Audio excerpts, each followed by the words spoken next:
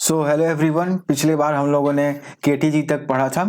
Class 10 Pearson हमारा पहला chapter moles वाला चल रहा है, स्टोइकोमेट्री।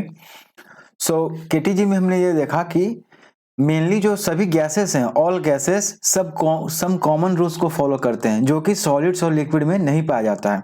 ओके, सॉलिड और लिक्विड में सब्सटेंस टू सब्सटेंस प्रॉपर्टीज, जो फिजिकल प्रॉपर्टीज हैं वो चेंज होते रहते हैं, लेकिन जो गैसेस हैं उनका फिजिकल प्रॉपर्टी जो है वो लगभग सेम रहता है सभी में। ऐसा क्यों होता है? क्योंकि पहला रीजन जो दिया जाता है कि इंटरमोलिकुलर फोर्स ऑफ अट्रैक्शन जो है वो काफी वीक है।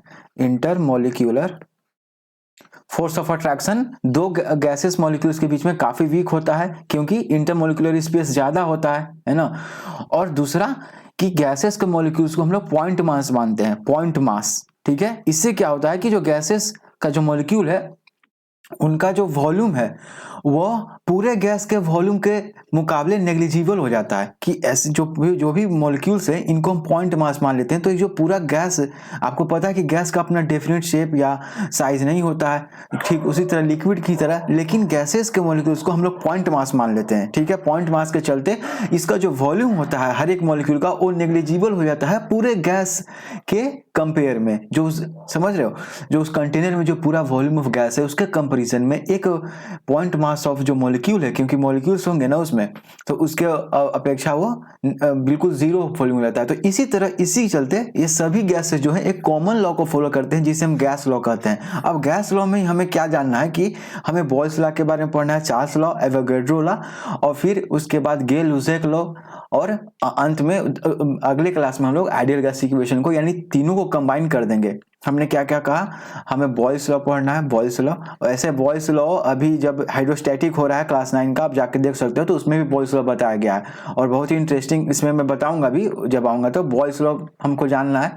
फिर चार्ल्स लॉ, बहुत सिंपल सिंबल है चार्ल्स लॉ, और अंत में क्या करेंगे ना, चार्ल्स लॉ और एवोगैड्रो लॉ।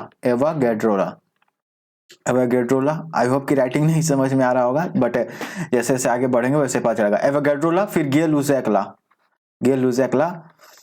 गे-लुसेक लॉ, और फिर अंत में क्या करेंगे ना कि इन एक, पहला, दूसरा, तीसरा, चौथा, इन चारों को कंबाइन करके क्या होता है, एक हमारा आइडियल गैस इक्वेशन बनता है, जो कि अगले क्लास में हम लोग देखेंगे। आइडियल गैस इक्वेशन बनता है। ओके, इन चारों को कंबाइन करके। तो काफी सारे साइंटिस्ट का योगदान रहा इस आइडियल गैस को इक्वेशन के निकालने में, और काफी इस पर न्यूमेरिकल्स आपको सॉल्व करने हैं। तो इस समय हम देखते हैं, अब समझ में आया क्यों हम गैस के बारे में ही पढ़ रहे हैं, क्यों लिक्विड या सॉलिड्स के बारे में क्यों नहीं। इस तरह का कोई लिक्विड लॉ क्यों नहीं है या सॉलिड लॉ क्यों नहीं है? क्योंकि लिक्विड या सॉलिड सब्सटेंस टू सब्सटेंस पर उनका फिजिकल प्रॉपर्टी क्या होता है, अलग होता है। जबकि यहाँ देखो, ये देखो, physical property of all the gases are find to be identical. अब बात हो रही है फिजिकल प्रॉपर्टी की, एक होता है केमिकल प्रॉपर्टीज भी, लेकिन उसकी बात नहीं हो रही है, हमारा किसका बात हो रही है, फिजिकल प्रॉपर्टी की। तो ऑफ कोर्स फिजिकल प्रॉपर्टी से हम यहाँ पर देख रहे हैं इसको। तो यहाँ पर फिर से पूरे को लगा देता हूं, इस लाइन को पूरा पढ़ना है यहाँ पर। अब आगे बढ़ते हैं हम लोग स्टेप बाय स्टेप, और इस पर जो न्यूमेरिकल्स होगा उसको बनाया जाएगा। So gas law gives the interrelationship between measurable property of a gas that have been experimentally established. So Boyle's law पे आते हैं सबसे पहले। चार्ल्स बॉयल, इनका पूरा नाम रॉबर्ट बॉयल्स है। ठीक है, जब भी ऐसा कुछ मिले ना कि ये बॉयल्स लॉ कोई नाम है इस साइंटिस्ट का, इन्होंने काफी सारे एक्सपेरिमेंट किए, और जिस समय बॉयल्स लॉ इन्होंने अपना लॉ दिया वो लगभग 60 के बीच में, लगभग यानी कि आज से 340 साल पहले, 360 साल पहले ये ऐसा इन्होंने लॉ दिया। ऑक्सफोर्ड यूनिवर्सिटी में इनका अपना लैब जो भी था, ये हमेशा एक्सपेरिमेंट वगैरह करते रहते थे। इनके बारे में पढ़ना, विकिपीडिया पर पेज भी इनके बारे में काफ़ी इंटरेस्टिंग है। और ये लॉ उस समय दिया गया जब वे एयर पंप के बारे में कुछ अपना खोज कर रहे थे, एयर पंप को लेकर। तो इसका क्रिटिसिज्म हुआ जो उन्होंने पब्लिश किया था, तो उसके रिस्पॉन्स में जब वे थोड़ा सा और इसके डिटेल में गए तो उन्होंने बॉयल्स लॉ को दिया। तो इसीलिए उन लोग आगे रहते हैं क्योंकि वे लोग एक्सपेरिमेंट करते हैं। हमारे यहाँ ऐसा नहीं होता है, ठीक है, सब कुछ यहाँ पढ़ लेना है, और हम लोग का तो वहाँ लैब उनका था। तो अब आते हैं बॉयल्स लॉ पे। The volume of a given gas, the volume of a given mass of a gas, ठीक है, मास सेम होना चाहिए। यहाँ पर ये काफी इंपॉर्टेंट है, इस पर एक क्वेश्चन भी बनता है। The volume of a given mass of a gas is inversely proportional to the pressure exerted by the gas at constant temperature. तो अगर एक गिवन मास ऑफ गैस है, मान लो कोई 100 ग्राम मास ऑफ गैस है, ठीक है, और इसका टेम्परेचर हम कांस्टेंट रखते हैं, पूरे पूरे प्रोसेस के दौरान टेम्परेचर को कांस्टेंट रखना है। मान लो 30 डिग्री सेंटीग्रेड टेम्परेचर है, ओके, एक कंटेनर में, और ये मान लो ये एक पिस्टन है। तो होता क्या है कि जब भी प्रेशर बढ़ाओगे, एक पिस्टन, यहां से एक अच्छा सा पिस्टन बना देता हूं तब आपको अच्छा से समझ में आएगा। यहाँ पर मान लो एक छोटा एक पिस्टन जैसा है, और इसके अंदर गैस है, कोई भी आप हाइड्रोजन ले लो या ऑक्सीजन ले लो, जो भी हो, प्योर ऑक्सीजन ले लो। तो कहता है कि अगर गिवन मास ऑफ गैस है ना, मास फिक्स है और टेम्परेचर भी कांस्टेंट रखोगे सिस्टम का, तो जब भी प्रेशर आप बढ़ाते हो तो वॉल्यूम क्या होता है, घटता है। वॉल्यूम और प्रेशर के बीच में इन्वर्सली प्रोपोर्शनल रिलेशनशिप है, यानी कि अगर आप प्रेशर को और बढ़ाओगे, यानी कि देखो इसी पिस्टन को अगर मैं इस पिस्टन को और नीचे ले जाऊं, ठीक है, ये पिस्टन है हमारा, एक पिस्टन है, इसको मैं और नीचे करूंगा तो क्या होगा, वॉल्यूम यहां तक आ जाएगा, ये पिस्टन मान लो यहां तक, ये पिस्टन यहां तक आ जाएगा, तो वॉल्यूम तो घट गया। तो वॉल्यूम घटने से क्या होगा, इसके अंदर के जो गैसेस हैं इनके अंदर का प्रेशर क्या होगा, बढ़ जाएगा। ये एक छोटा सा एग्जांपल जो इसको डेमोन्स्ट्रेट करता है। अधिकतर बॉयज लोगों को मैं इसी तरह देखता था कि, लेकिन हाँ, इस पूरे सिस्टम का टेम्परेचर कांस्टेंट होना चाहिए।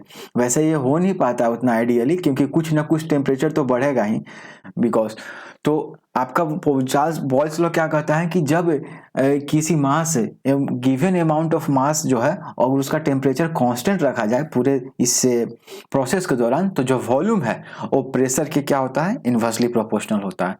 तो इसीलिए तो इसी को क्या लिख सकते हैं, हमारा ये क्रॉस मल्टीप्लिकेशन करोगे तो पीवी इक्वल टू के, यानी पीवी कांस्टेंट होता है। यानी कि अगर मान लो पिस्टन जब हमने नीचे डाउन नहीं किया था, उसके पहले मान लो इसके अंदर का कितना था, प्रेशर P1 था और वॉल्यूम V1 था, और बाद का कितना हो गया प्रेशर, मान लो P2 हो गया, और बाद का जब हम लोग ने पिस्टन को डाउन किया तो बाद का वॉल्यूम V2 हो गया। तो बॉयल्स लॉ के अनुसार P1 V1 is equal to P2 V2 हुआ। क्यों? क्योंकि PV is equal to constant होता है। ये कोई कांस्टेंट यानी कि ये कि चाहे इसके साथ कुछ भी कर लो, बस केवल टेम्परेचर को कांस्टेंट रहने देना और अमाउंट ऑफ मास जो है वो सेम रहने देना, है ना, given amount of mass of gas. तो PV is equal to constant होता है। तो P1 V1 is equal to P2 V2 होगा। इसके अनुसार पूरे मिलकस भी बनेंगे। यही है बॉयल्स लॉ। एक और मैं एक छोटा सा एग्जांपल देना चाहता हूं बॉयल्स लॉ का। जब भी आपने देखा होगा कि लेक्स में या पॉन्ड्स में या फिर आप अपने घर में भी जो टब होता है जिसमें आप जहां पर नहाने के लिए यूज किया जाता है बड़े से टब में, तो आप देखते होंगे कि ये जो टब है ना, इसके अंदर मान लो एक वाटर है, ठीक है, सिंस मैं तो फिर आप तो तुम कहोगे कि गैस लॉ ही आप, तो होता क्या है ना कि ये भी गैस लॉ की ही बात हो रही है। आप देखना, जैसे एक वाटर है इस टब में, आप घर में देखे होगे कि जो नीचे एक बबल फॉर्म होता है, मान लो, ठीक है, बबल एक फॉर्म हुआ, ओके, फिर लेकिन जैसे से बबल ऊपर उठता है ना, वैसे वैसे इसका साइज क्या होता है, बढ़ते जाता है। आपने इसको नोटिस किया होगा, जैसे जैसे ये बबल ऊपर उठता है इसका साइज क्या होता है, बड़ा होता जाता है, और अंत में सरफेस पे आके ये बबल बस्ट हो जाता है ना, ये बबल बस्ट हो जाता है। तो ऐसा क्यों होता है, तो ये भी बॉयल्स लॉ के कारण होता है। क्यों?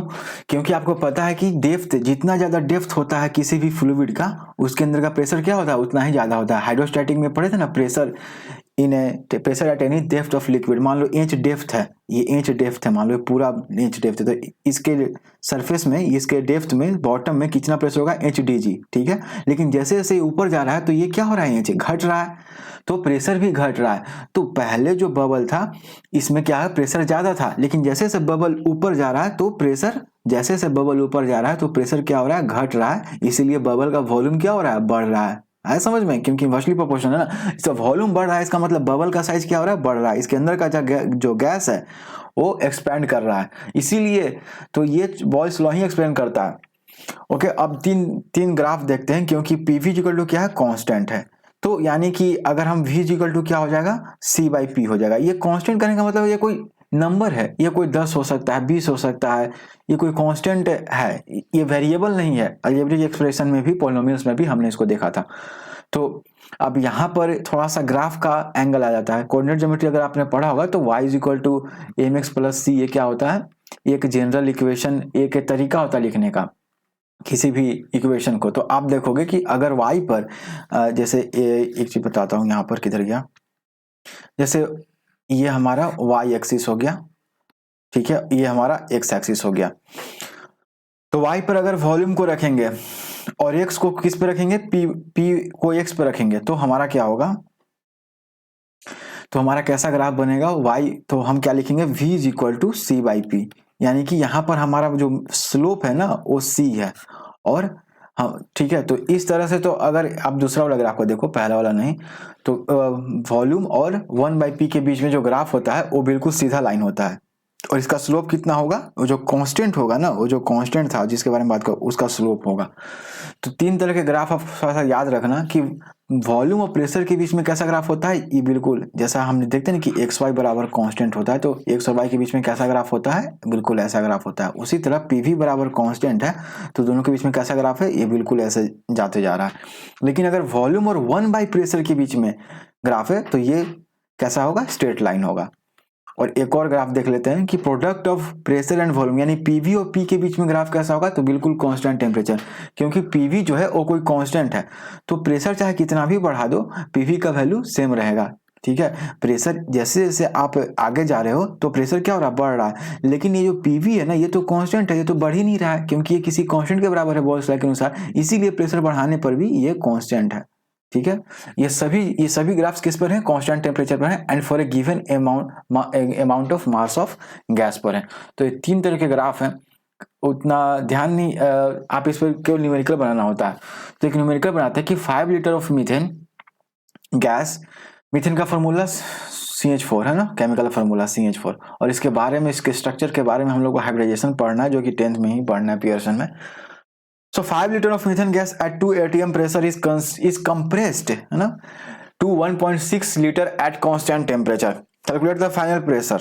तो इसको हम कैसे करेंगे, तो हमारा V1 क्या दिया हुआ है, 5 लीटर दिया हुआ है, और P1 क्या दिया हुआ है, 2 atm दिया हुआ है, ये दिया हुआ है ना, प्रेशर वॉल्यूम दिया हुआ है। लेकिन बाद का V2 कितना हो गया, 1.6 लीटर हो गया। तो हमसे पूछ रहा है P2 का वैल्यू क्या होगा, तो सिंपल है ना, P1 V1 is equal to P2 V2, तो P1 2 एटीएम, मैं यूनिट को अभी नहीं लिख रहा हूँ, लिखा हुआ है, इंटू 5 इज इक्वल टू क्या हो जाएगा, 1.6 इंटू P2, तो P2 इज इक्वल टू क्या हो जाएगा, 10/1.6। ठीक है, तो यहां से हम P2 क्या लिख देंगे, P2 is equal to 6.25 ATM, कर लेना इसको। यानी कि देख रहे हो, जब कितना वॉल्यूम 5 लीटर है तो प्रेशर 2 एटीएम है, लेकिन जब वॉल्यूम 1.6 लीटर है, क्योंकि क्या हुआ, वॉल्यूम घट गया, तो प्रेशर ऑटोमेटिकली बढ़ना ही चाहिए। तो क्या हो गया, प्रेशर 6.25 एटीएम हो गया। प्रेशर बढ़ा कि नहीं, बात का बढ़ा, तो ये बॉयल्स लॉ के ही डिपेंड अधिक करता है, तो फाइनल प्रेशर हमारा 6.25 एटीएम हो गया। वैसे भी देखो, अगर volume inversely proportional to pressure है, तो अगर मान लो पहले वॉल्यूम V था, अब वॉल्यूम 2V हो गया, किसी given amount of mass of gas का एक कांस्टेंट टेम्परेचर पे पहले वॉल्यूम V था, बाद का वॉल्यूम 2V हो गया, है ना, पहले प्रेशर P था, तो बाद का प्रेशर कितना हो जाएगा, तो सीधा सीधी बात है कि वॉल्यूम अगर दुगना हुआ है तो प्रेशर क्या हो जाएगा, आधा हो जाएगा। ठीक है, समझ में आ रही है बात, ये चीज है, तो इसको अप्लाई कर सकते हो। तो second question number, the pressure of a certain volume of a gas is reduced to half of its initial pressure. ठीक है, अब वही चीज आ गया, the pressure of a certain volume of a gas is reduced to half of its initial pressure. तो मान low volume V था पहले, और पहले प्रेशर P था, बाद का प्रेशर कितना हो गया, P/2 हो गया, है ना, प्रेशर को is reduce to half of its initial volume, बोला ना, प्रेशर आधा हो गया, तो ऑफ कोर्स क्या होगा, वॉल्यूम दुगना हो जाएगा। कैलकुलेट इज न्यू वॉल्यूम, तो वॉल्यूम क्या हो जाएगा, दुगना हो जाएगा हमारा, देख रहे हो 2V। और नहीं, अगर नहीं होती है तो फिर लगा कर देख लेते हैं, पहले का P1 क्या है, P into V is equal to क्या हो जाएगा, हमको बाद का V नहीं पता है ना, वॉल्यूम नहीं पता है, मान लेते हैं V डैश है, इंटू बाद का प्रेशर तो आधा हो जाता है, तो यहाँ से क्या हो जाएगा, V dash is equal to, पहले कर दिया हूं लेकिन फिर भी कर देता हूं, इंटू 2/P, P से P कैंसिल, यानी V डैश जो नया वाला जो वॉल्यूम है वो 2V हो जाएगा। तो एक तो डायरेक्ट है और एक इस तरह से बना सकते हो। तो ये एक सिंपल बॉयल्स लॉ का, वैसे विकिपीडिया पर जाके पढ़ना उनके बारे में, रॉबर्ट बॉयल्स के बारे में बहुत जरूरी है, वहां से आपको और इंटरेस्ट मिलेगा कि कैसे कैसे एक्सपेरिमेंट उन्होंने किया एयर पंप को लेकर। चार्ल्स लॉ के बारे में आते हैं, चार्ल्स लॉ। तो पहले तो हमने बॉयल्स लॉ में प्रेशर और वॉल्यूम के बीच में रिलेशनशिप देखा, अब इसमें कुछ नया क्या है, इसमें नया ये है कि इसमें हम वॉल्यूम और टेम्परेचर के बीच में रिलेशनशिप देखेंगे। सो हम काफी एक्साइटेड हैं इसको लेके कि वॉल्यूम और टेम्परेचर के बीच में क्या रिलेशनशिप होता है। तो चार्ल्स लॉ ने इसको एक्सप्लेन किया। तो जैकुस चार्ल्स नाम के एक वैज्ञानिक ने, आई होप कि मैं स्पेलिंग सही लिखूं, जैकुस चार्ल्स, ठीक है, इनका पूरा नाम था। तो इन्होंने इस रिलेशनशिप को दिया, ये भी काफी बड़े इंथुसियास्ट के, बहुत बड़े उत्साही थे साइंस को लेकर, और इन्होंने इस लॉ को दिया चार्ल्स लॉ। तो एट कांस्टेंट प्रेशर, अब देख लो at constant pressure, Boyle's law में क्या था, एट कांस्टेंट टेम्परेचर, लेकिन यहाँ दूसरा हो जाएगा। क्यों? क्योंकि हम VOT की बात कर रहे हैं तो ऑफ कोर्स प्रेशर को कांस्टेंट रखना पड़ेगा, ठीक है। लेकिन जब हम बॉयल्स लॉ की बात कर रहे थे तो हम P और V के भी बारे में बात कर रहे थे, इसलिए टेम्परेचर को कांस्टेंट रखना पड़ा और एक given amount of mass of gas को हम लोग रख रहे थे, ठीक है। तो इस तरह से समझना, इसमें याद नहीं करना। आप देखो कि अच्छा VOT के बीच में रिलेशनशिप आएगा, तो at constant temperature the volume of a given मास, इसमें भी एक प्रॉपर मास होना चाहिए गिवन मास का। ये नहीं कि मास घट रहा है या बढ़ रहा है सिस्टम का, ऐसा नहीं, मास कांस्टेंट होना चाहिए उस गैस का, उस पर ये एक कांस्टेंट प्रेशर होना चाहिए। तो volume of a given mass of a gas increases और decreases by 1/273 of its original volume at 0 degree centigrade for every 1 degree centigrade increases और decreases in temperature comma respectively. If V0 is the volume of gas at 0 degree centigrade and VT is the volume of gas at T degree centigrade, P is equal to constant, then अब क्या लिख दिया है, लेकिन अब ध्यान से देखो, बोला है कि मान लो 0 डिग्री सेंटीग्रेड पे मान लो V वॉल्यूम है, तो हमसे अगर पूछेगा कि 1 डिग्री सेंटीग्रेड पे क्या है इसका वॉल्यूम होगा, तो हम क्या लिखेंगे कि मान लो 0 डिग्री सेंटीग्रेड पे V0 वॉल्यूम है, तो अगर हमसे पूछेगा किसी गैस का, ठीक है, कांस्टेंट प्रेशर ऑफ कोर्स होगा ही, तो 1 डिग्री सेंटीग्रेड पे कितना वॉल्यूम होगा, तो V0 प्लस V0 बाई 273, ठीक है, कुछ लीटर वगैरह में। 2 डिग्री सेंटीग्रेड पे कितना होगा कोई पूछेगा, तो V0 plus 2V0 by 273, okay. 3 degree centigrade पे कोई पूछेगा तो कितना होगा, तो V0 plus 3V0 by 273, okay. आ रही बात समझ में? तो इस तरह से हम लोग इसको देख रहे हो, इस सब हमेशा जैसे जैसे 1 डिग्री सेंटीग्रेड पे कितना कितना बढ़ता जा रहा है, V0 बाई उस 1/273 अमाउंट ऑफ गैस बढ़ता है। 4 डिग्री सेंटीग्रेड पे कितना उसका वॉल्यूम हो जाएगा, V0 प्लस 4V0 बाई 273। इसी को यहाँ पर लिखा है कि अगर किसी टेम्परेचर स्मॉल टी पे, किसी टेम्परेचर टी पे, तो इसका कितना लिखोगे, VT is equal to V0 into 1 plus t by 273 degree, तो इसका एलसीएम ले लेगा तो 273 प्लस टी, तो ये क्या हो जाएगा, ये एब्सोल्यूट, ये क्या हो जाएगा हमारा एब्सोल्यूट टेम्परेचर। कहने का मतलब एब्सोल्यूट टेम्परेचर कहने का मतलब कि हमारा तो इधर हम लोग ऐसे जोड़ जोड़ के देख रहे थे, लेकिन अगर हम एब्सोल्यूट टेम्परेचर की बात करें तो V0 बाई 273 कॉमन है, यानी V directly proportional to T है। इस पर क्वेश्चन बनाएंगे तो उस पर और भी क्लियर हो जाएगा, ठीक है। जब वॉल्यूम ऑफ गैस है T डिग्री सेंटीग्रेड, ठीक है, तो इसको हम लोग आते हैं, इस पर कुछ क्वेश्चन बनाते हैं। तो यहां से आप क्या देखोगे कि VT इज इक्वल टू क्या हो जाएगा, V0 into capital T upon ये T कैपिटल T किसके बराबर है, 273 प्लस T के बराबर। 273 क्यों लिया है, क्योंकि टेम्परेचर का जो ऐसा यूनिट होता है वो केल्विन होता है, और आपको पता है कि 0 डिग्री सेंटीग्रेड टेम्परेचर किसके बराबर होता है, 273 केल्विन के बराबर। या फिर इसके बीच में रिलेशनशिप भी जो होता है उसको हम देख लेते हैं एक बार। तो डिग्री सेंटीग्रेड का जो रिलेशनशिप होता है केल्विन का, वो 1 मिनट यहाँ पर इसको क्या लिखूं, केल्विन इज इक्वल टू क्या होता है, डिग्री सेंटीग्रेड प्लस 273, यही होता है ना, यही होता है ना केल्विन और डिग्री सेंटीग्रेड रिलेशनशिप यही होता है। यानी कि डिग्री सेंटीग्रेड की जगह यहाँ जो वैल्यू पुट करना पुट करो और प्लस 273 कर दो, तो क्या होगा, उसका कन्वर्शन हो जाएगा किसमें, केल्विन में। तो यहाँ पर V0 हम क्या लिखेंगे, V0 इंटू T अपॉन 273। तो V0 बाई 273 तो कांस्टेंट है, क्योंकि पहले से मुझे पता है कि ये हमने इतना अमाउंट ऑफ वॉल्यूम लिया है। तो यानी कि यहाँ पर जो क्या है वॉल्यूम है वो किसके डायरेक्टली प्रोपोर्शनल है, टेम्परेचर का डायरेक्टली प्रोपोर्शनल है। बॉयल्स लॉ में क्या था, वॉल्यूम इनवर्सली प्रोपोर्शनल था किसके, प्रेशर के। जब क्या था, कांस्टेंट, टेम्परेचर कांस्टेंट था। और चार्ल्स लॉ में क्या हो रहा है, जब प्रेशर कांस्टेंट है तो volume directly proportional to temperature है। So if V1 and V2 are the volume occupied by given mass of gas as T1 and at temperature T1 T2, then V1 by T1 is equal to V2 by T2। यहाँ पर V1 T1 is equal to V2 T2 क्यों नहीं लिखा, क्यों V1 by T1 is equal to V2 by T2 लिखा, क्योंकि V directly proportional to T है, ठीक है। V क्या है, डायरेक्टली प्रोपोर्शनल टू T है। तो हम यहाँ से क्या लिख सकते हैं, V is equal to T into C लिख सकते हैं। C कोई कांस्टेंट है, यही होता है ना, जब भी कोई फॉर्मूला बनाना होता है तो हम क्या करते हैं, इज इक्वल टू लिखते हैं डायरेक्टली प्रोपोर्शनल की जगह, और यहाँ पर कोई कांस्टेंट लगा देते हैं। तो इसका मतलब V बाई T क्या है, कांस्टेंट है, इसलिए V1 by T1 is equal to V2 by T2, ठीक है। कब, जब प्रेशर कांस्टेंट हो। तो Charles' law can otherwise be stated as the volume occupied by a given mass of a gas is directly proportional to the absolute temperature of the gas at constant pressure. अब इस पर भी तीन graph देख लेते हैं। तो graphical representation of Charles law, तो एक तो v और t के बीच में ग्राफ हो गया, तो हमें पता है कि v बाई टी क्या है, कांस्टेंट है, यानी v इक्वल टू क्या हो जाएगा, tc हो जाएगा, यहाँ c भी कांस्टेंट है।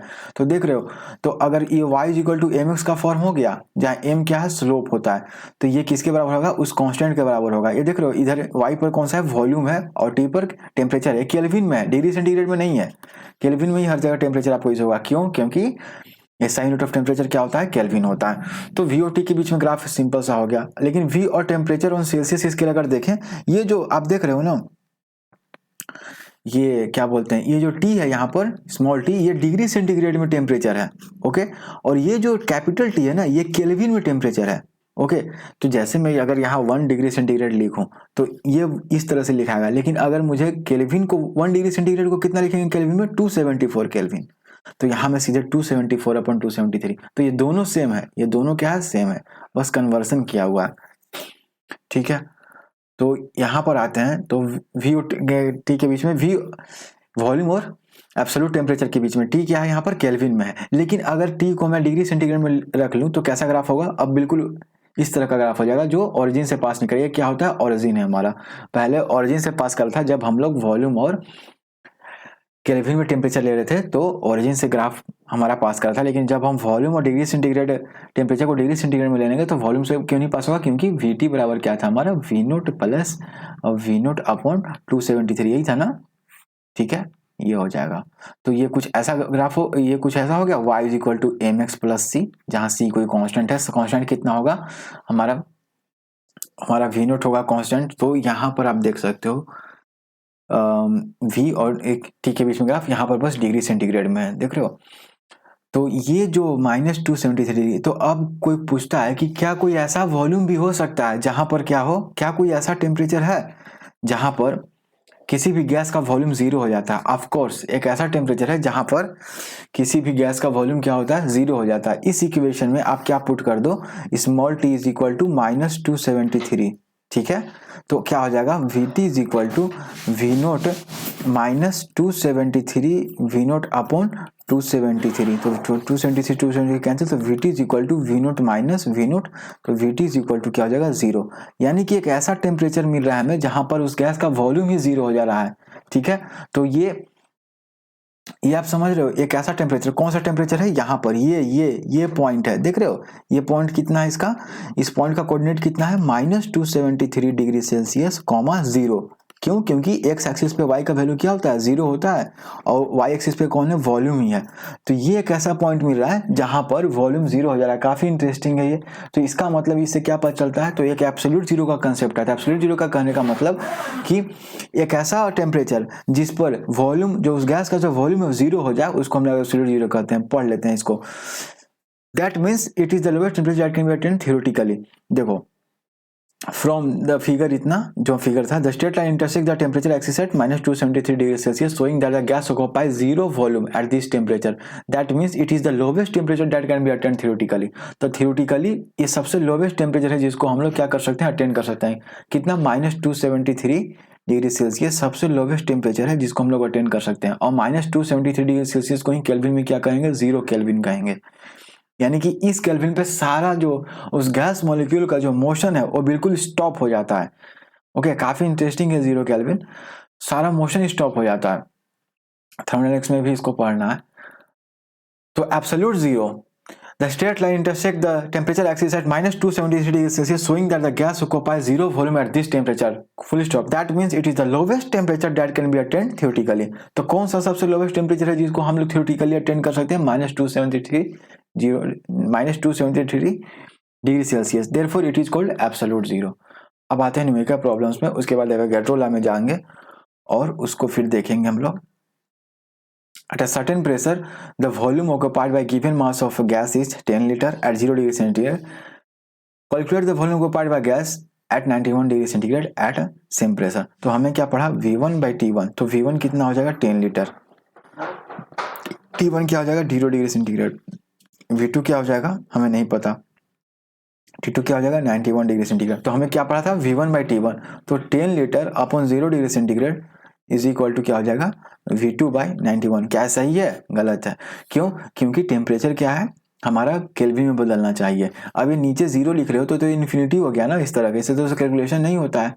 आगे बात समझे। तो मैंने जानबूझ किस तरह से लिखा था ताकि आपको कोई गलती ना हो। तो 0 डिग्री सेंटीग्रेड को ही कितना लिखते हैं 273 केल्विन, और 91 को क्या लिखते हैं तो ऐड कर दो आप इसमें, 273 में 91 को ऐड करोगे तो क्या आएगा 3 1 4 9 7 16 364 केल्विन, यही आएगा। ठीक है, तो अब हम लगाएंगे इसमें। ठीक है, कभी भी 0 मत लिख देना टेम्परेचर, क्योंकि ऐसा यूनिट टेम्परेचर क्या होता है केल्विन होता है, यानी कि सेंटीग्रेड में लिखते आगे बढ़ रहे हैं। तो यहाँ पर क्या हो जाएगा 10/273 इज इक्वल टू V2/364। तो यहाँ से V2 क्या आ जाएगा 10 इंटू कैलकुलेशन करने का 364 अपॉन 273 लीटर में आ जाएगा आंसर। तो लीटर में आप इसको कर लेना, इसको लीटर में आप कर सकते हो। तो ये क्या आ जाएगा 33.33 लीटर। यानी कि जब हम लोग इसमें एक चीज देखने लायक है कि 0 डिग्री सेंटीग्रेड पे इस गैस का वॉल्यूम 10 लीटर था, लेकिन जैसे ही मैंने टेम्परेचर काफी बढ़ाया 91 डिग्री सेंटीग्रेड टेम्परेचर कर दिया, तो क्या हो रहा है इसका वॉल्यूम भी क्या होगा बढ़ेगा, है ना। क्यों? क्योंकि चार्ल्स लॉ के अनुसार अगर प्रेशर को कांस्टेंट रखा जाता है for a given amount of mass of gas, तो वॉल्यूम डायरेक्टली प्रोपोर्शनल होता है टेम्परेचर के। तो जब टेम्परेचर बढ़ गया है तो इसका क्या होना चाहिए वॉल्यूम भी बढ़ना चाहिए, जो कि बढ़ भी रहा है। पहले 10 लीटर था और बाद में कितना हो गया 13.33 लीटर। तो ये देख रहे हो, तो ये चार्ल्स लॉ है, यही चार्ल्स लॉ है। ठीक है, एक और देख लेते हैं। Calculate the temperature at which the volume of a given mass of a gas. ये लिखना काफी जरूरी होता है। गिवन मास, मास ना घट रहा है ना बढ़ रहा है उस गैस का, इस सारे प्रोसेस को दौरान जो भी हम न्यूमेरिकल बना रहे हैं।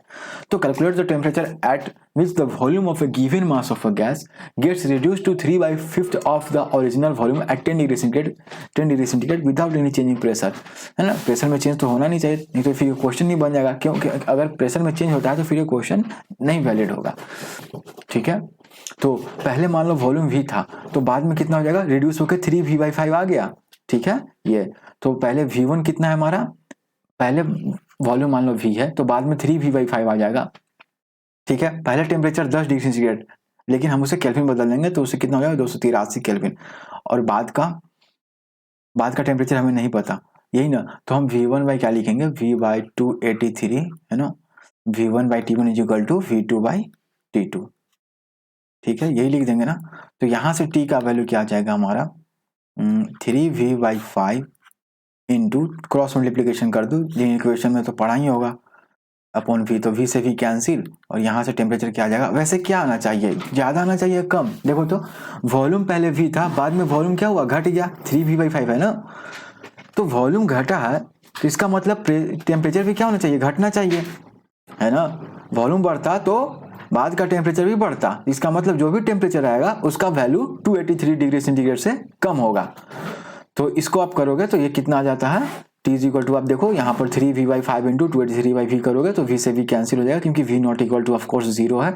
तो यहाँ पर 169.8 केल्विन आ जा रहा है। इसी को आप डिग्री सेंटीग्रेड में कन्वर्ट करोगे तो -103.2 डिग्री सेंटीग्रेड आ गया। ठीक है, तो इसका मतलब ये हुआ कि देख लो टेम्परेचर घटा, पहले 283 था केल्विन था, बाद में 169.8 केल्विन हो गया, तो टेम्परेचर हमारा घटा है।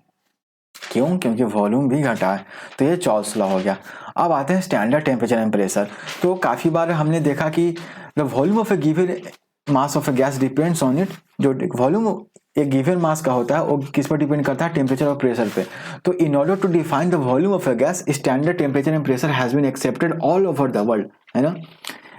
गैस के वॉल्यूम को डिफाइन करने के लिए कि स्टैंडर्ड टेम्परेचर एंड प्रेशर्स एक एक्सेप्ट किया गया है ऑल ओवर द वर्ल्ड। एक स्टैंडर्ड समझ लो, स्टैंडर्ड एक मानक, स्टैंडर्ड मतलब मानक। सो कंडीशन ऑफ एसटीपी क्या होता है बहुत इंपॉर्टेंट है। स्टैंडर्ड टेम्परेचर कितना लिया गया है 0 डिग्री सेंटीग्रेड, जिसको कि 273 केल्विन भी कहते हैं। स्टैंडर्ड प्रेशर कितना लिया गया है 760 mm ऑफ Hg, या इसी को 76 सेंटीमीटर ऑफ Hg, या इसी को 1 atm भी कहते हैं। तो स्टैंडर्ड टेम्परेचर 273 केल्विन और स्टैंडर्ड प्रेशर 1 atm लिया गया है।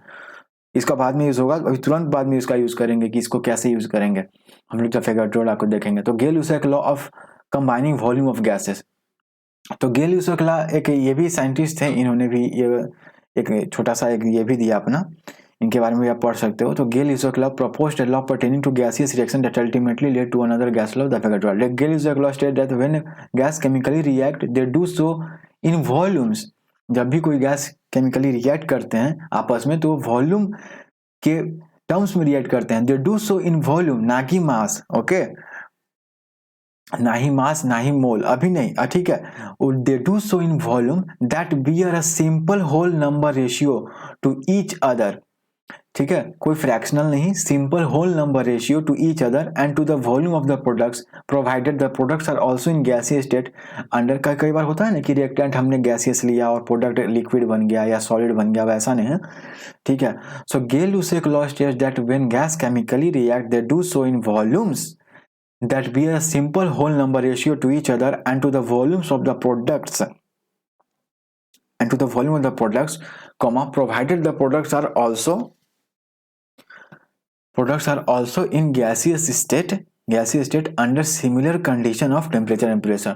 तो टेम्परेचर और प्रेशर को जब कांस्टेंट रखोगे ना तो जो भी केमिकल रिएक्शन होता है गैसेस के बीच में तो वो वॉल्यूम्स के टर्म्स में रिएक्शन होता है और होल नंबर के रेशियो फॉर्म करते हैं। फॉर एग्जाम्पल, दो मॉलिक्यूल कार्बन डाइऑक्साइड किसके साथ रिएक्ट किया, एक मॉलिक्यूल ऑक्सीजन के साथ, तो क्या मिला, दो मॉलिक्यूल कार्बन मोनोऑक्साइड किसके साथ रिएक्शन किया, एक मॉलिक्यूल ऑक्सीजन के साथ, तो हमें क्या मिला, दो molecule carbon dioxide. So in the reaction of carbon monoxide with oxygen, two volumes of carbon monoxide react with one volume of oxygen to give two volumes of carbon dioxide under similar condition of temperature and pressure. तो इससे क्या पता चलता है कि the volume ratio of carbon monoxide oxygen carbon dioxide क्या है, 2:1:2, ठीक है, यही लिखा हुआ है। तो समझ आ रहा है, वॉल्यूम के टर्म्स में रिएक्ट करते हैं, वो भी होल नंबर होगा, वॉल्यूम जो भी वॉल्यूम होगा वो होल नंबर। देखो 2, 1, 2 ये तो ऑफकोर्स होल नंबर ही है। तो ये बहुत इंपॉर्टेंट यूज हुआ क्योंकि बाद में एमेडियो एवोगाड्रो नाम के एक साइंटिस्ट ने इसको अपना एक इसी पर लॉ दिया है ना इन 1811। और वैसे भी एवोगाड्रो कांस्टेंट ही आती होगा। तो आपने जो 7 फंडामेंटल पढ़ा था ना, 7 फंडामेंटल स्टैंडर्ड इंटरनेशनल का जो सिस्टम, जो हम जो SI सिस्टम यूज करते हैं, तो आपने पढ़ा था कि मास का क्या होता है, kg होता है, लेंथ का मीटर होता है, लेकिन एक ये भी था कि अमाउंट ऑफ सब्सटेंस उसका क्या होता है, मोल होता है। अमाउंट ऑफ सब्सटेंस का यूनिट क्या होता है, मोल होता है। अब उसका यूज होगा। तो एवोगाड्रो लॉ ने कहा कि equal volume of all gases contain equal number of molecules under similar condition of temperature and pressure. तो अगर टेम्परेचर और प्रेशर को कांस्टेंट रख दिया जाए तो equal volume of all gases, ठीक है, contains equal number of molecules. अगर टेम्परेचर और प्रेशर कांस्टेंट है किसी भी गैस का, तो उसके अंदर जितना वॉल्यूम होगा ना उसी के प्रोपोर्शन में उसमें उस गैस का क्या होगा, नंबर ऑफ मॉलिक्यूल होगा। अगर वॉल्यूम को बढ़ा दोगे तो गैस का नंबर ऑफ मॉलिक्यूल उसी प्रोपोर्शन में बढ़ेगा।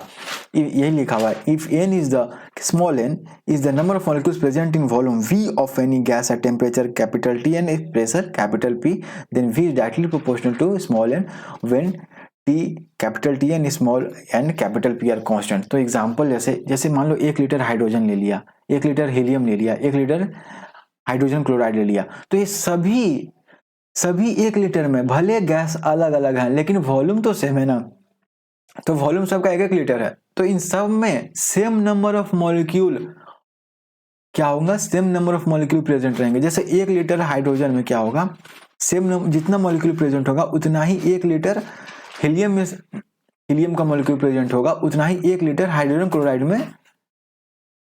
क्लोराइड का मॉलिक्यूल सेम होगा, प्रोवाइडेड, इस पर क्या शर्त है कि टेम्परेचर और प्रेशर को क्या रखा जाए, कांस्टेंट रखा जाए। ठीक है, यही कहता है एवोगाड्रो लॉ।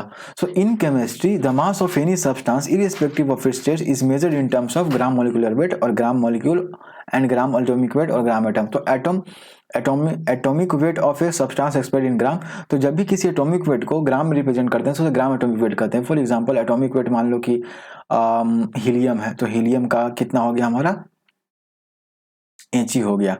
तो He को हम लोग जैसे 2, तो मान लो 1 मिनट, जैसे मान लेते हैं, मान लो हम किसको ले लिए, नियोन को ले लिए, तो नियोन का क्या हो गया, फ्लोरीन नियोन हो गया हमारा। तो नियोन का एटॉमिक नंबर कितना है, 10 है, लेकिन इसका एटॉमिक मास कितना है, 20 है।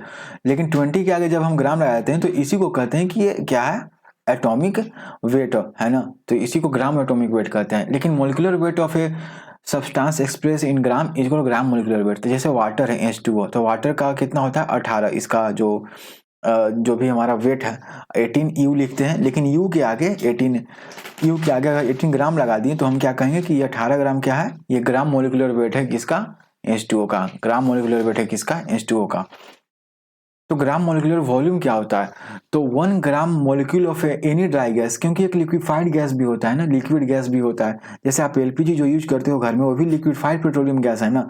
तो किसी भी गैस को लिक्विफाई करने के लिए 2 कंडीशन का यूज करते हैं, एक तो हाई प्रेशर लेते हैं, वैसे उतना बाद में इसको भी जानना है, लेकिन हाई प्रेशर, और दूसरा लो टेम्परेचर, ठीक है।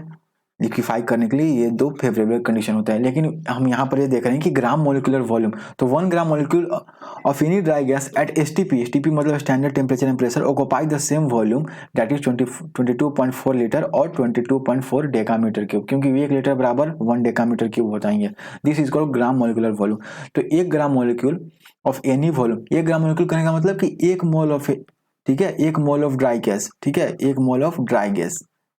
1 ग्राम मोलिक्यूल कहने का क्या मतलब होता है कि क्योंकि 1 ग्राम मोलिक्यूल का वेट ही तो ग्राम मोलिकुलर वेट होगा, ठीक है। तो 1 ग्राम मोलिक्यूल कहने का मतलब ये नहीं है कि उस मोलिक्यूल का 1 ग्राम, 1 ग्राम मोलिक्यूल कहने का मतलब है कि 1 मोल ऑफ ड्राई गैस, ठीक है।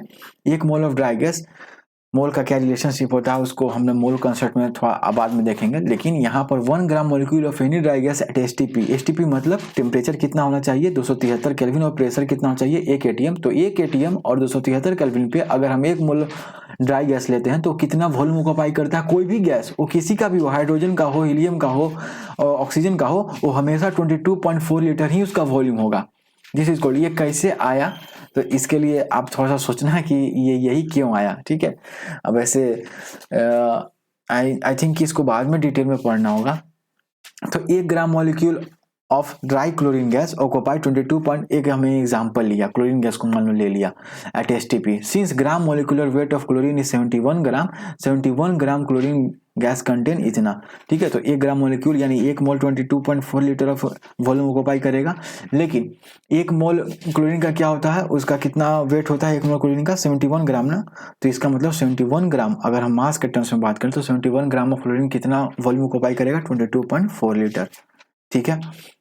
उसी तरह से वेपर डेंसिटी, तो वेपर डेंसिटी क्या होता है कि एक रेशियो है किसका, ratio of mass of a certain volume of gas to the mass of a same volume of hydrogen, ठीक है। वेपर डेंसिटी क्या होता है, vapour density is the ratio of mass of a certain volume of gas, कोई gas का volume ले लिया, और vapour to the mass of the same volume of hydrogen gas when their volume are measured under similar condition. Of course temperature pressure जब constant होता है तो vapour density एक रेशियो है जो किसी mass of certain volume of gas to the mass of the same volume of hydrogen gas. तो vapour density और कुछ नहीं, आप इसको चाहो तो पढ़ भी सकते हो कि कैसे mass of the certain volume of gas of vapour और mass of the same volume of H2 gas, इसी को आगे बढ़ा के अंत में केवल यही जानना है कि मॉलिक्यूलर वेट और relative molecular mass is equal to 2 into vapour density.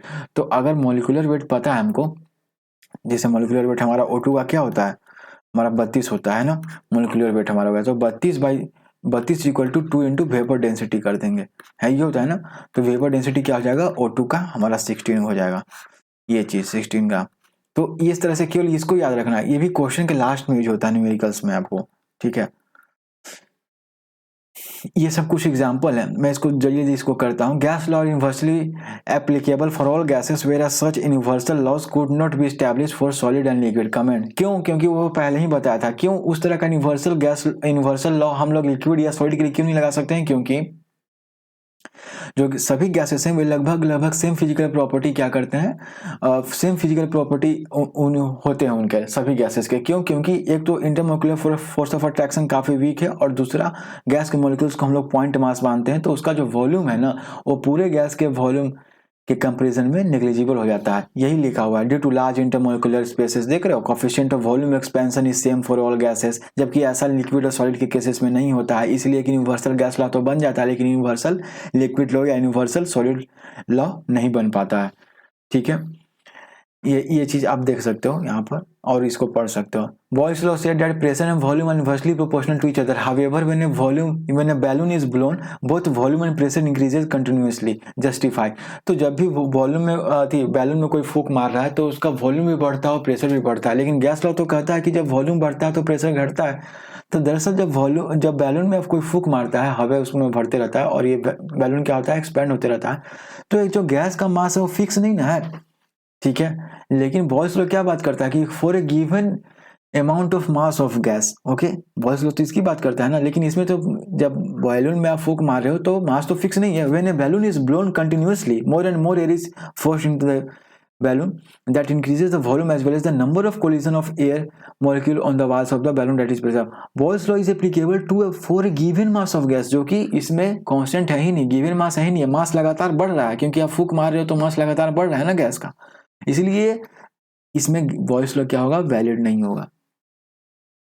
Y is Kelvin always positive? Okay, तो केल्विन ऑलवेज पॉजिटिव क्योंकि एब्सोल्यूट जीरो से कम टेम्परेचर में तो हम लोग तो पा नहीं सकते हैं, और मैक्सिमम हम लोग मिनिमम टेम्परेचर कितना पा सकते हैं थियोरेटिकली, -273 डिग्री सेल्सियस। क्यों? क्योंकि इस टेम्परेचर पे किसी भी गैस का वॉल्यूम क्या होता है, जीरो हो जाता है। हमने 400 में देखा था, और हमने एक रिलेशनशिप देखा था कि के क्या होता है, डिग्री सेल्सियस प्लस 273, यही होता है। तो अगर डिग्री सेल्सियस को हम लोग क्या रखें, -273 डिग्री सेल्सियस रख दें और प्लस 273 कर दें, तो ये क्या आ जाएगा, के0।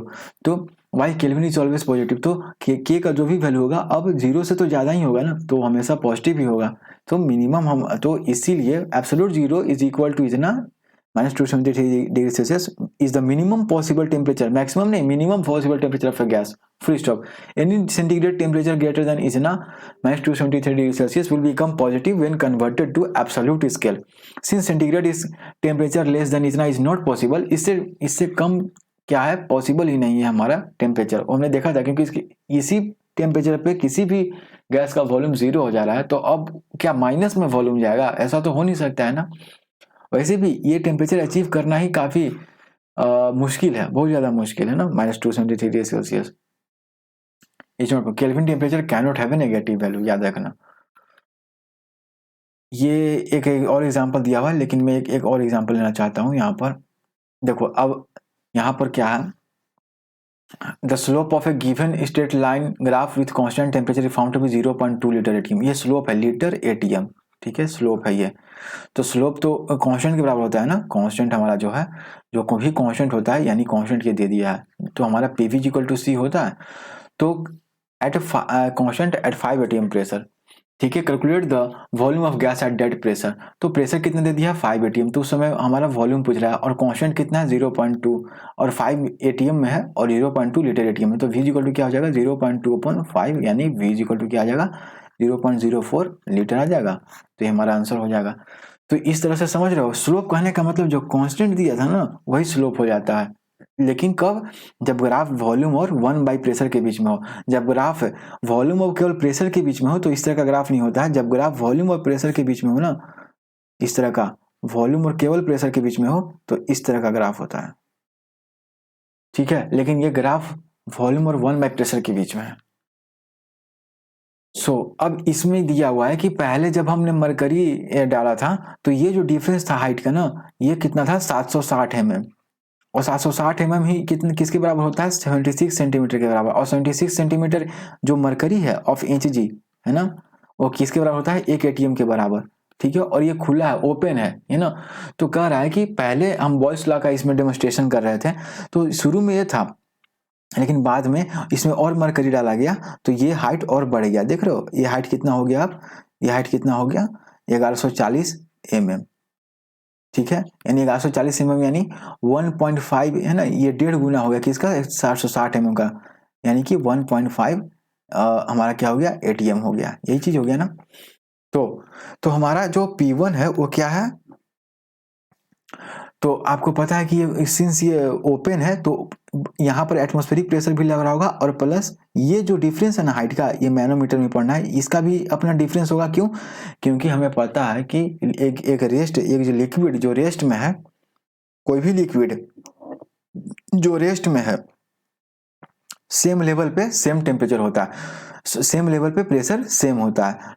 ठीक है, सेम लेवल, एक लिक्विड जो रेस्ट में है तो सेम लेवल, तो यहाँ पर कितना प्रेशर होगा, जितना प्रेशर कहाँ यहाँ होगा, तो यहाँ पर कितना प्रेशर होगा, तो यहाँ पर तो हमारा एटमॉस्फेरिक प्रेशर 1 atm है और प्लस इस प्रेशर के लिए क्या होता है, P = HdG होता है, जितना हाइट होता है उसको डेंसिटी से मल्टीप्लाई करते हैं इंटू जी करोगे, तो हाइट कितना है 760 mm है ना, तो 760 mm इसको सेंटीमीटर में बदल लो या मीटर में बदल लो, इंटू डेंसिटी कितना 13.6 ग्राम पर सेंटीमीटर क्यूब होता है ना, तो इसको भी सेंटीमीटर बदल लो, तो बटा आप क्या करो 10 कर दो और इंटू जी का वैल्यू 10 मीटर पर सेकंड स्क्वायर करोगे, तो आप क्या पाओगे, इसको अगर स्टैंडर्ड में लागो तो क्या पाओगे कि ये 1 atm देता है। ठीक है, तो यानी कि पहले से प्रेशर यहाँ पर 1 atm लग रहा था, फिर नीचे गए तो 1 atm और लगा, तो इसका मतलब यहाँ पर कितना प्रेशर होगा 1 atm प्लस 1 atm, ठीक है, यानी 2 atm प्रेशर लग रहा है P1 बराबर V1 कितना है पहले के 0.2 लीटर। अब बाद में क्या होता है जब और मरकरी उसमें डाल देते हैं तो P1 हमें कितना हो जाता है, हमारा 1 atm तो पहले से लग ही रहा है क्योंकि ये ओपन है ना, तो ओपन है तो इस सरफेस पे 1 atm प्रेशर तो लग ही रहा होगा, एटमॉस्फेरिक प्रेशर 1 atm होता है ना एट सी लेवल। ठीक है, प्लस अब ये 1140 का डिफरेंस हो गया हाइट का, तो हाइट जितना डिफरेंस होता जाएगा यहाँ प्रेशर उतना ही बढ़ता जाएगा। देखो 1140 हो गया तो ये 1.5 atm ऐड हो जाएगा, तो कितना हो जाएगा 2.5 atm बाद का P1। तो V2 का वैल्यू क्या हो जाएगा, तो P1 V1 = P2 V2 होता है, तो V2 क्या हो जाएगा P1 V1 है ना, P1 V1 अपॉन यहाँ P2 लिख दो, सॉरी P2 क्या हो जाएगा 2.5। ठीक है, तो आप इसको करोगे तो हमारा 0.16 लीटर आ जाएगा, यहां से करके देखना। और देख लो इसीलिए P1 क्या है ऐड किया है 760%, क्योंकि ये कि खुला है ना, अगर ये बंद रहता ना यहाँ से ऊपर से बंद रहता ना, इस तरह से बंद रहता तो 760 ही केवल हम लोग लेते हैं अंदर का प्रेशर, 760 और ऐड हो रहा है क्योंकि एटमॉस्फेरिक प्रेशर है। सो आई होप कि समझ में आएगा। तो अब देख रहे हो कि पहले जब प्रेशर कितना था 2 atm था तो वॉल्यूम 0.2 लीटर था, बाद में प्रेशर कितना हो गया 2.5 atm, तो प्रेशर बढ़ गया और टेम्परेचर कांस्टेंट है और same amount given mass of है ना, एक गिवन अमाउंट है गैस का, मास ऑफ है गैस का, तो बाद में क्या हुआ प्रेशर बढ़ने पे वॉल्यूम क्या हो गया घट गया, यही तो बॉयल्स लॉ है ना, 0.16 लीटर हो गया, पहले था 0.2 लीटर। ठीक है, तो आई होप कि इसको भी कर लोगे आप। इसको एक कर देता हूँ कि सिलेंडर है जिसमें गैस फिल है 2 atm पर और प्रेशर है 27 डिग्री सेल्सियस, तो 27 डिग्री को पहले केल्विन बदल लो, तो ये 300 केल्विन होता है 27 डिग्री सेल्सियस। ठीक है, ये हमारा P1 हो गया, ऐसे लिख सकते हो, ये हमारा T1 हो गया। ठीक है, P2 तो बोल रहा है कि जो सिलेंडर है वो मैक्सिमम कितना प्रेशर सह सकता है, क्योंकि हर सिलेंडर का अपना एक कैपेसिटी होता है, इससे ज्यादा प्रेशर नहीं तो फट जाएगा ना, तो मैक्सिमम कितना सह सकता है 12 atm इस वाले सिलेंडर के लिए। तो बोल रहा है कि उस समय टेम्परेचर कितना होगा, ठीक है, एट व्हाट टेम्परेचर, तो किस टेम्परेचर पे, क्योंकि ये क्या करेगा आग पकड़ लेगा, क्यों, क्योंकि फटेगा तो आप समझ रहे हो ना, उसमें कैच फायर क्या थी, फायर क्या करेगा कैच कर लेगा। देखो इसमें इनिशियल प्रेशर ये दिया हुआ है, इनिशियल टेम्परेचर ये दिया हुआ है, तो कोई ना कोई तो ऐसा टेम्परेचर आएगा जब सिलेंडर क्या होगा बर्स्ट कर जाएगा, क्यों, क्योंकि जैसे जैसे टेम्परेचर बढ़ेगा ना इसका प्रेशर भी क्या होगा, इसका प्रेशर भी क्या होगा बढ़ते जाएगा। ठीक है, तो क्योंकि pressure directly proportional to temperature होता है, pressure directly proportional to temperature हो जाएगा for a given amount of mass of, हमारा क्या होगा वॉल्यूम होगा, क्योंकि प्रेशर जैसे जैसे टेम्परेचर जैसे जैसे बढ़ता है प्रेशर भी हमारा बढ़ते जाता है, क्यों, क्योंकि टेम्परेचर बढ़ने पे जो पार्टिकल्स हैं गैस के जो पार्टिकल्स हैं वो बहुत जल्दी जल्दी कोलाइड करते हैं, है ना, कोलिजन होता है, बहुत high high number of collision होता है, उस कोलिजन के चलते हीट एनर्जी डेवलप होता है। ठीक है, तो हमारा क्या हो जाएगा P1/T1, तो इसके लिए P1/T1/P2/T2 लिखना इस तरह से करके, ये नहीं कि P1/P2 = T1/T2, ठीक है, ये गलत है। ठीक है, ये सही है, तो P1 का वैल्यू रखो 2 और T1 का 300 केल्विन और = 12 क्या करो T2 लिख दो, तो ये हो जाएगा T2 = 12 × 300/2, तो ये 1800 केल्विन, या इसी को इसमें से 273 घटा दोगे तो 1527 डिग्री सेल्सियस हो जाएगा। तो यानी कि जो सिलेंडर है वो इतना डिग्री सेंटीग्रेड पे क्या होगा बर्स्ट कर जाएगा। ठीक है, फिर एक कुकिंग गैस सिलेंडर है जो कि एम्प्टी है, तो क्या उसमें कोई गैस नहीं है? हम कह सकते हैं कि उसमें कोई गैस नहीं है। और क्या होगा जब हम उसको हॉट वाटर में रखेंगे या फिर बहुत तेजी से उसको टू एंड फ्रो मोशन में हिलाएंगे, है ना, सेकेंड वेगरेसली, ठीक है। तो जब भी कुकिंग, जो आपके घर में जो कुकिंग गैस होता है ना, तो जब भी उसमें से गैस निकलना बंद हो जाता है तो इसका मतलब हम बोलते हैं कि गैस खत्म हो गया, लेकिन सही में गैस खत्म पूरा नहीं हुआ होता है। ओके, उसमें कुछ ना कुछ गैस रहता है। गैस तब तक निकलते रहता है उसमें से जब तक कि अंदर का जो प्रेशर है ना, गैस का अंदर का जो प्रेशर है वो बाहर के प्रेशर से ज्यादा हो। बाहर कितना प्रेशर है? 1 atm। तो अंदर का जो प्रेशर है ना, जब तक 1 atm से ज्यादा रहता है तब तक आपके जो गैस का पाइप है उसमें गैस ट्रांसफर होते रहता है। लेकिन जब अंदर, सिंस अंदर प्रेशर क्यों कम हो जाता है? क्योंकि गैस का जो अमाउंट है ना, सिंस कंज्यूम हो रहा है तो गैस कम होते जा रहा है। तो जैसे जैसे गैस कम होता जाएगा, नंबर ऑफ पार्टिकल्स गैस के कम होते जाएंगे, वॉल्यूम कम होता जाएगा, इसीलिए प्रेशर क्या होता है, उसमें गैस क्या होता है, कम होते जाता है। तो लेकिन अभी भी उसमें गैस है, तो क्या होगा जब आप हॉट वाटर में रखोगे या वाइब्रेसली शेक करोगे? तो when it is kept in hot water और शेकन वाइब्रेसली, काइनेटिक एनर्जी उस जो गैस मॉलिक्यूल है वो तेजी से इंक्रीज करेगा, ठीक है। So thus pressure increases and gas comes out. तो जब भी आप उसे तेजी से हिलाओगे या हॉट वाटर में रखोगे तो उस सिलेंडर से क्या होगा, गैस निकलना, थोड़ा जो भी थोड़ा बहुत गैस बचा होगा वो बाहर निकलेगा, ठीक है। आगे हम लोग देखेंगे Avogadro number and mole concept. Avogadro number, mole concept, फिर आइडियल गैस इक्वेशन और Graham's law of effusion and diffusion, जो भी हो इसको देखेंगे। सो आई होप कि ये क्लास इंटरेस्टिंग रहा, इसको हम लोग पूरा करेंगे, एक एक चीज़ बनाएंगे। फिजिकल केमिस्ट्री का ये बहुत ही बेसिक चैप्टर है। So thank you so much for watching this.